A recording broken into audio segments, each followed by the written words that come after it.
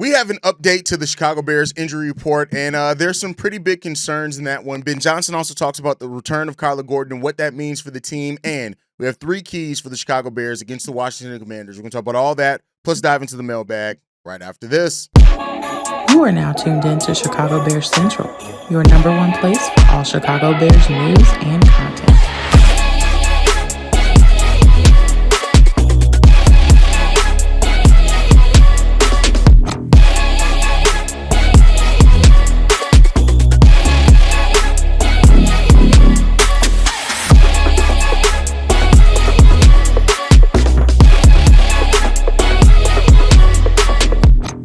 What's going on, Bears fans? Welcome to another episode of Chicago Bears Central, your number one spot for everything Chicago Bears related. I'm the host, there, Hayes, but more importantly, you guys can follow the channel at Chi Bears Central on every social media platform we happen to be on. With that said, let's go ahead and get into this content for today, y'all. And the Bears release their injury report, and it's not necessarily bad, but it's not great either. So, Jaquan Brisker, Grady Jarrett, Kyle Monangai, and Darnell Wright all did not participate in practice on Thursday. Keeping in mind, they didn't release the usual Wednesday injury report because they don't play on Sunday. They don't play till Monday, so there's that part of it. Now, especially when you look at Jaquan Brisker, it's a quad injury, so it's not the thing that we've seen from him before. It's not a concussion, which is really good. If it was any type of concussion or any type of that related injury, I'd be pretty damn concerned about it. Now, I am still concerned because missing Jaquan Brisker does suck, and I don't want to be clear in that. Like, you need Jaquan Brisker to be out there. You need him to be a solid player for you. You need all those things. And so missing Jaquan Brisker is going to absolutely suck for this Bears team if he does eventually not. But we have 2 more days. We're going to have a Friday injury report. We're going to have a Saturday injury report. And, if anything major change on the injury report, when it's released today on Friday, I'll drop an emergency episode so we can go over that and talk about it. But Grady Jarrett being out with the knee injury is he's still a starter. Yes, we have Billings who can come in there and provide definitely run support as well. Like, Billings, just his big body, is going to be able to provide some of that. Kyle Monangai, I'll say this. Even though Kyle Monangai has not had the best statistical year or production at all for the Chicago Bears, missing a player in your thinnest position group, with already Roschon not getting any touches, with your run game already being towards the bottom half of the league. Yeah, you got Travis Homer coming back off IR. His practice window has been opened up. But, Travis Homer is more of a special teams guy at this point in his career. And then Darnell Wright, Ozzie Trapillo is going to step in there. Now, other than that, you had Kyler Gordon, who was limited, Jonah Jackson, who was limited, Colston Loveland, limited. All 3 of those guys, we'll see as they progress. I'm not surprised that the Bears are ramping them up, especially for Kyler Gordon after he missed the first month of the season. I do expect him to be fully cleared. He's already said that he's going to be playing on Monday. He's guaranteed it. He said no pump fakes. So, if that's to be believed, there's nothing too worried about that. And this was the full participants in practice. Austin Booker, a full participant, which is really good considering his 3-week practice window was open. T.J. Edwards was a full participant. Travis Homer was a full participant.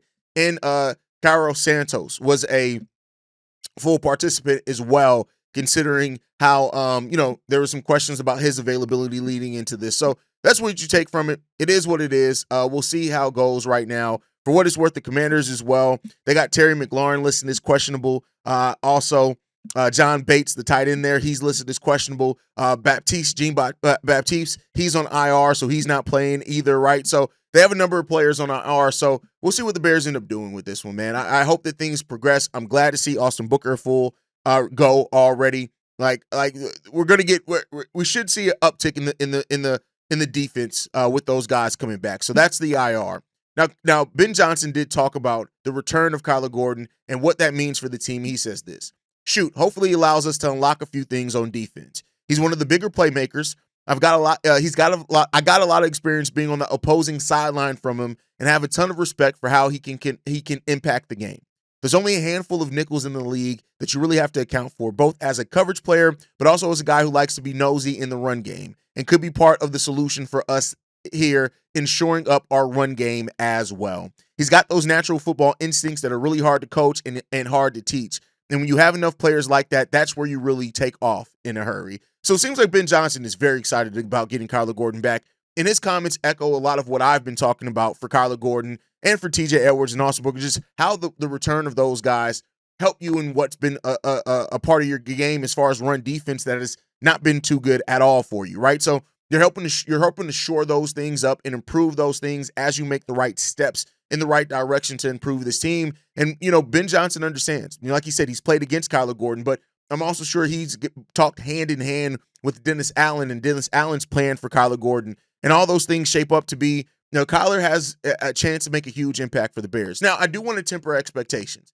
He didn't play football for over a month, right? So I don't want people to expect him to come back and look like Kyler Gordon when he's at his best. Now, if he does, great, right? But there's a little bit of a slower period for that when it comes down to it, especially for the injury that Kyler Gordon had dealt with, where he hasn't been able to do a lot of football things. But we'll see. Kyler is a very special player and a special talent, and his impact here on the Chicago Bears team could be very special as well. So we're just going to hope that continues to go in the right direction for Kyler to get him back on the field, because you return Kyler, you return T.J., you return Austin Booker, and things start looking better for your defense and in a spot where you've been weak at. Now, I hope that Grady Jarrett ends up playing too, but I think we've shown already through this season and in a game where he's had to miss that, we can be pretty solid in some areas even without Grady Jarrett out there. It's not like he's been killing it or anything like that, right? So we're getting guys back healthy at the right time. We got 13 games left on the season. And I think these next few games are going to be important as well for if Ryan Poles feels like he needs to make a major trade or not. But we'll get more on that in a second. We actually have a voicemail on that I'll dig into pretty deeply on that. So listen, Kyler Gordon's going to make an impact for the Bears, and we'll see what's going to happen here, man. And I think when you look at it as well, like I said, we're going to talk about some of the keys to the game, man. Like when you look at what the Bears need to do against the Commanders, in this game, one of those things is containing the run. The Commanders have one of the best rushing attacks in all of football. And because of that, you need to be prepared for it. And you need to be prepared for the production that's going to come there. This is not a team that you can take lightly. This is not a team that you can look at. They it's not one of. They have the best rushing attack. They're averaging 154 yards on the ground. That's just difficult, man, to contain. And so, sorry, I was looking at their defensive numbers. So the things this is a Commanders team that when they come in here and when they perform in the way that they're able to get down, they're almost 200 yards total on the ground. Like, this is not something that you can overlook, man. This is going to be a tough team.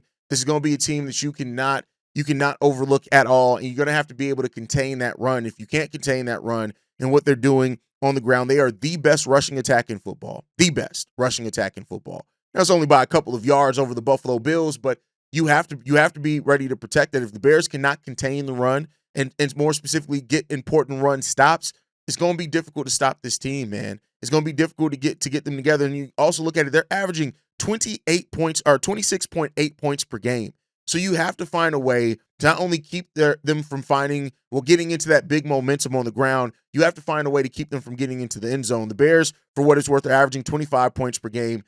So you got to be locked in on that one, and we'll see what the Bears can do in that. Now, I think also one thing that the Bears have to do, if we're talking about keys to the game, is, the running attack is the running attack. Let me be clear. Everything that we're going to talk about, always, until it's fixed, always just check off the Bears have to find progress on the ground. But outside of just that progress on the ground, the Bears are going to have to be solid in the trenches on both sides. You need to get that. And if you don't, it's going to be ugly for this team. Now, for what it's worth as well, the Washington Commanders are allowing 352 yards per game, right? So, they're allowing a nice amount of yards, and that's something that the Bears can definitely take advantage of as well. They're allowing 235 yards in the passing game. Rome Odunze, Caleb Williams, Colston Loveland, whoever's out there, Cole Kmet, we got to move the ball in the air. And if you can do that, then that's going to be something that can go in the right direction for you. And the Commanders are also allowing 117 yards on the ground as well. Now, that puts them towards the upper middle of the pack of the NFL. They're not a bad run defensive team at all. I wouldn't call them that, but they are a team that you can get some yards going there. So the Bears got to try to find their rhythm here. And if they can find some success. So, performance in the trenches is important. Getting takeaways is important. Stopping the momentum. If you allow this Washington Commanders team to get into rhythm early, you're never going to get it back underway, right? I mean, I say never, but it's going to be a lot more difficult for you to do that. You have to lock in in this game and stop Jaden Daniels specifically from getting in rhythm. Jaden Daniels, you cannot allow him to get in that ground and air rhythm. If he does, it's going to be ugly for this Bears team. It's going to be ugly for this team if you allow that to get done. So the Bears got to come in this one prepared. You cannot overlook the Washington Commanders. Hell, the Bears can't overlook any team. I don't give a damn who they playing. You can't overlook any team in this one. Jaden Daniels is averaging 22 yards on the ground. He has 4 touchdowns on the season, but he's been sacked 8 times, right? He has a QB rating of 93. So, you can get in there and you can work with them. You can put some work on them. They're 3-2 for a reason, but you cannot take this game lightly because their fans aren't. They're not. And we see it. Now, I mean, we got to stop playing in Washington too. Can we get one of these games in Chicago? But we'll see what the Bears can do. But with that said, that leads us to the mailbag portion of today's episode. We got four voicemails to get into. This one's from TY. Yo, CBC, it's your boy TY from the South Side. Real quick. First off, hope the Bears, you know what I'm saying, we do what we need to do against these Commanders. You know what I'm saying? Last year, that failed Mary, we ain't even gonna worry about that because Tyreek Stevenson, he locked in. We already got one. 2, after this game, let's say we win this game, right? Hopefully we do.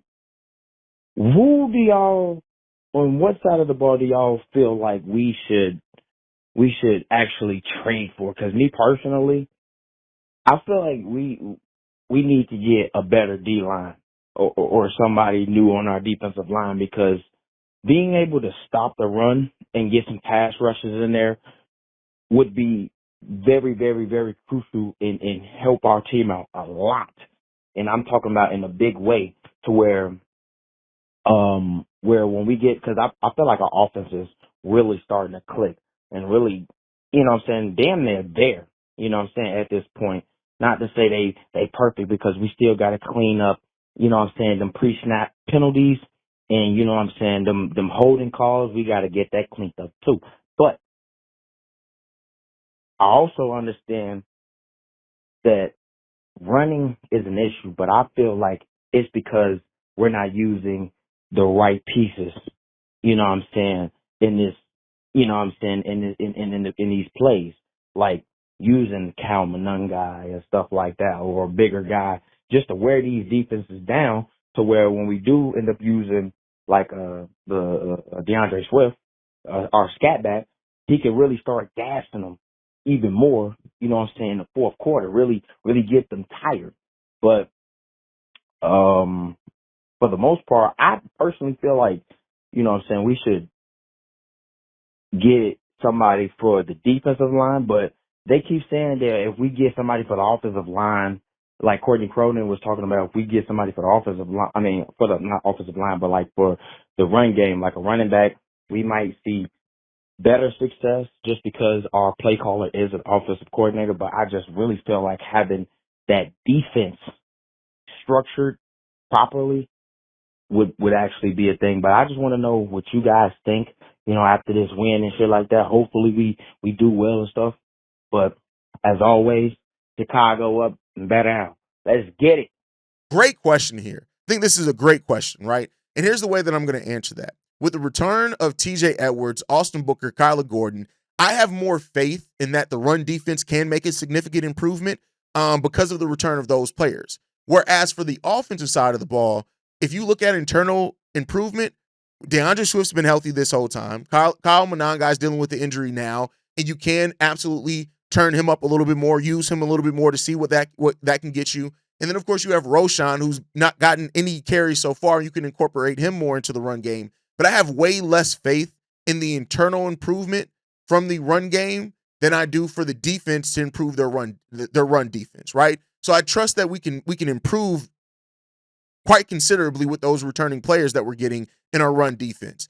I don't have the biggest faith in this, and that's not a knock on like Kyle Monangai for his whole career. I think Kyle Monangai is going to end up being a player we look at and say, hey, we got us one in the 7th round, but that's going to be relative. I don't know if he's going to end up being an every down back or anything like that, right? So I'm not mad if the Bears go out and trade for Breece Hall or something like that because I just don't have necessarily the faith that they're going to be able to have the needed internal improvement to get us to where we need to be. So we'll see that. Now, if you can getting an edge, and I think also the other aspect of this, running backs are typically cheaper. Getting an edge that can transform our pass rush or our run game or a defensive line, that's typically going to be a lot more expensive than what you're going to have to trade. Now, if it's like a Max Crosby, spend whatever you need to spend. If it's not, then I don't know if I'm comfortable with the Bears spending that, whereas you can get a running back that will drastically change your running game for probably a day 3 pick. So that's where I would say address the run game more than worrying about the defense. That's my personal opinion, but I can't be mad at anybody who says, no, go out there and get the edge. So I can't be mad at that. But you asked me my opinion, that's my opinion on it. Let's go into this next voicemail, man. This one's from Darius. What's going on, guys? Darius from Dallas, man. Just wanted to call in and give a couple thoughts, man. Hey, Hayes, I heard you on the last voicemail, man. Hey, look, dude. Yeah, Keys is my boy, man. We talk about football all the time, man.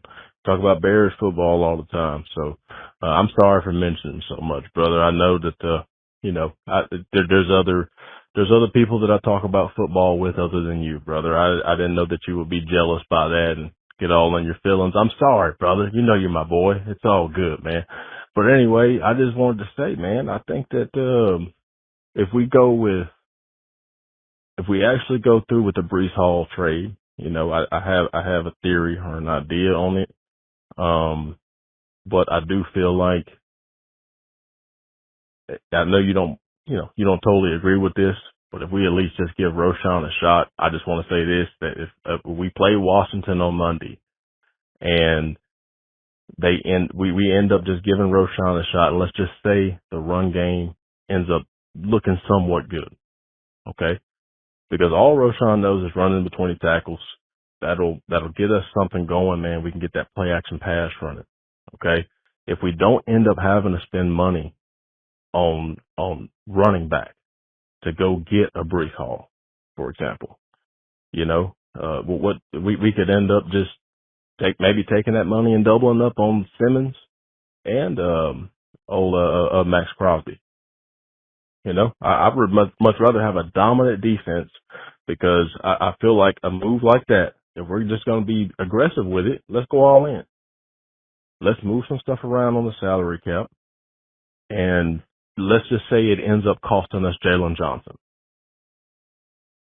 Let's just say he doesn't end up getting that little extra money that he was thinking that he was going to get going into next year.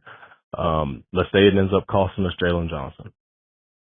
Okay. Or do we feel good about a Jeffrey Simmons with a Max Crosby with the cornerbacks that we have and the secondary that we have now? I'd say yeah, because the one thing that has been working for us is turnovers in the secondary.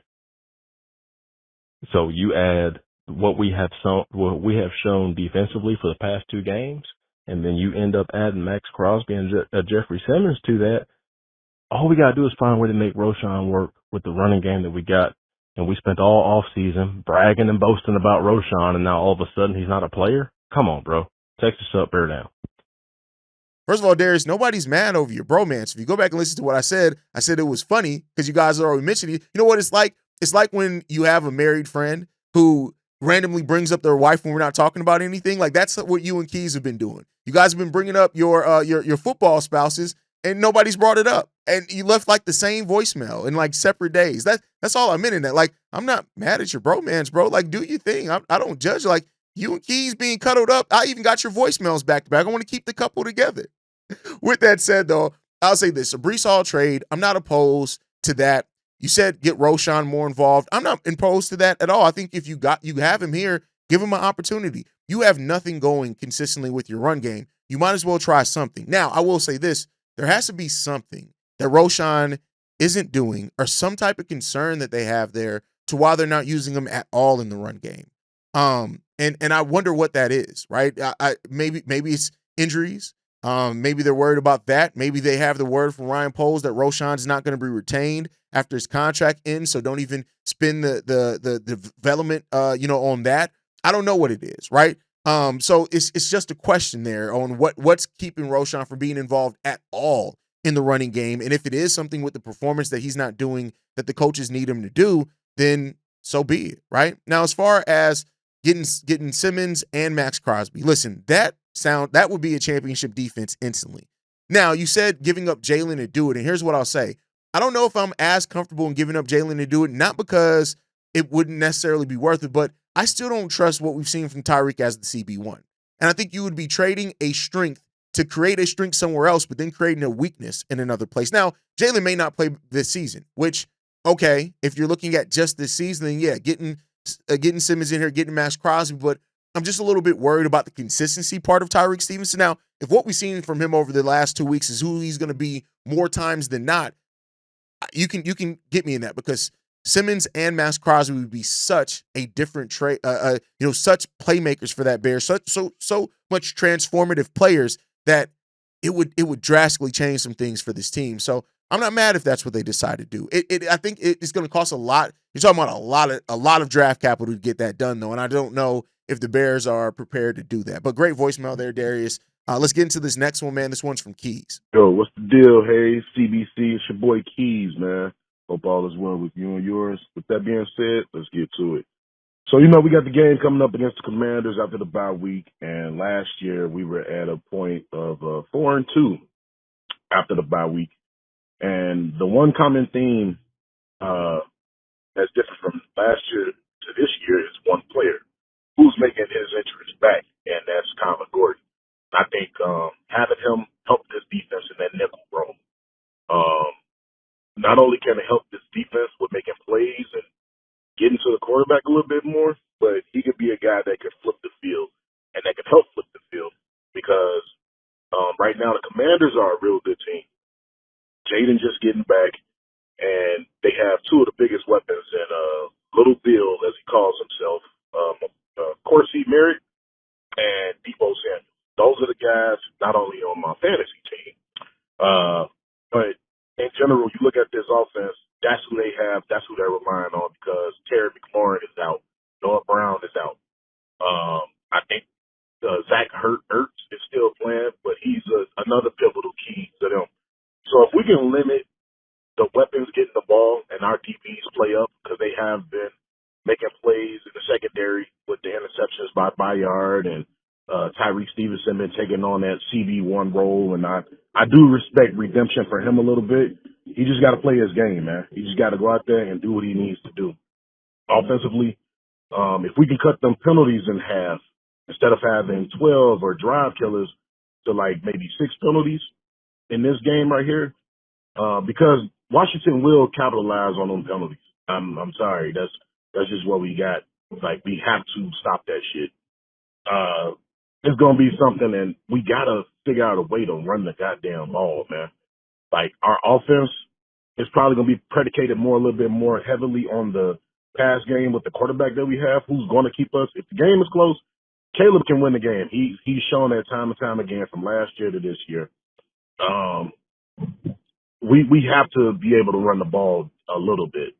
We got to take advantage of the old, slow-ass linebackers with Loveland and Komet.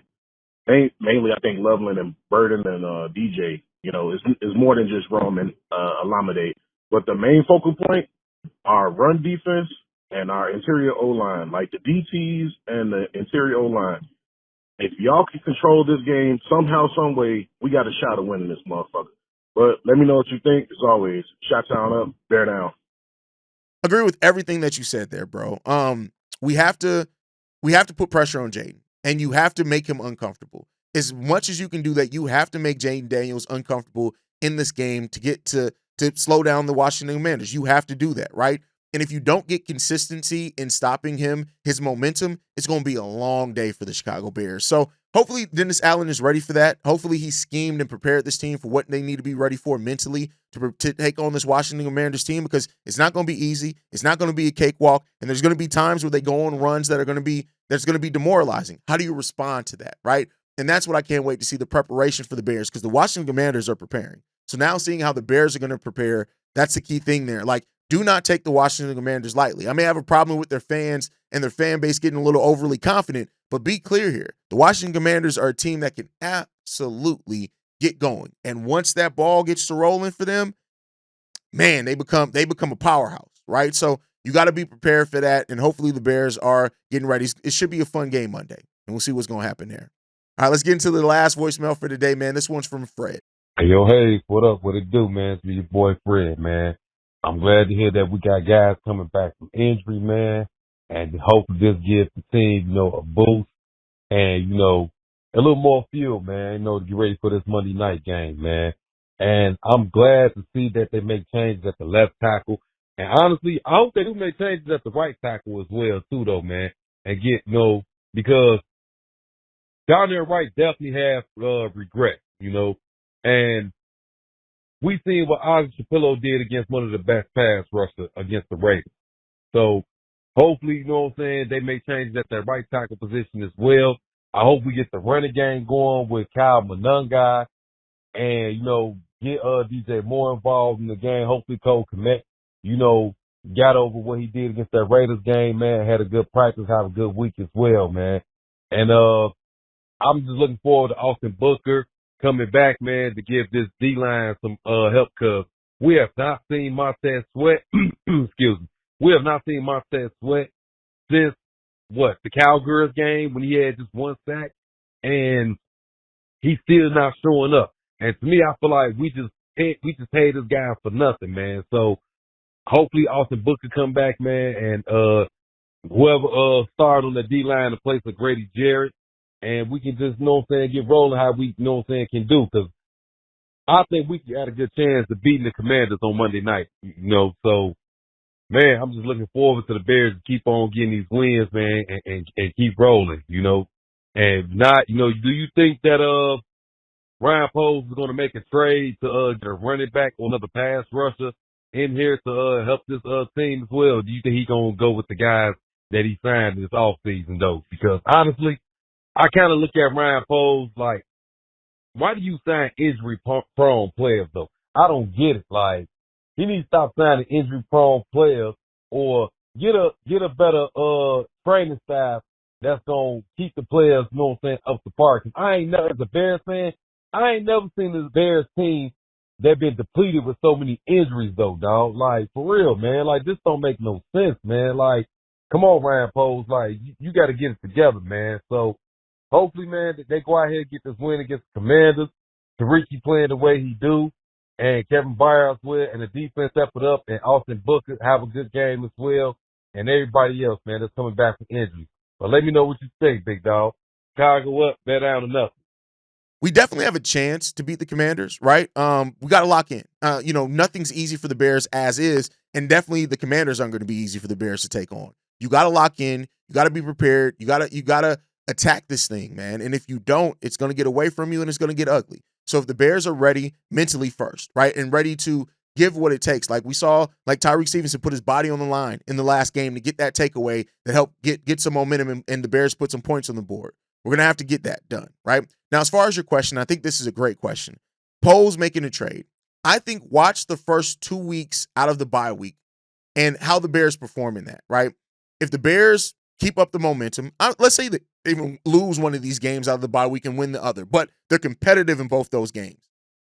I think that Ryan Poles then could look at this and say, listen, this team is ready to compete for the playoffs. Let me go out and make this trade to get it. If the Bears stumble out the gate, let's say they lose 2 or the first 3 coming out the bye week, I don't know if that happens. I don't know if Ryan Poles is like, let me give up draft capital because we have so much that we're going to need to draft. I think the confidence level in this team, and it's weird because somebody would say, well, if you have more confidence in this team, wouldn't you be less likely to make a trade? I think it's the opposite. I think if you're more confident in what you have here in this team and in base, you're more freed up to get experimental with your draft picks. If you aren't confident in this team, you're going to protect those draft picks by any means necessary. So we'll see what Ryan Poles does. Hopefully he makes the right decision. If he does make a swing for a trade, hopefully he gets somebody in here that's actually going to help and be consistent even after we trade for them, after that the remaining of the year that we trade for them, and doesn't kind of fall off a cliff like Montez Sweat, for example. So we'll see what this team does. Let's hope that they get it done and that we continue our momentum. Let's hope so.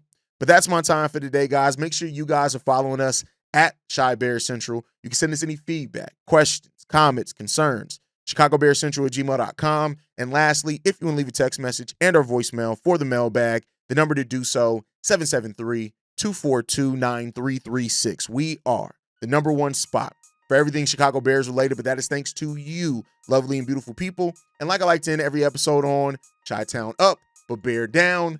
Love you guys. Peace, y'all.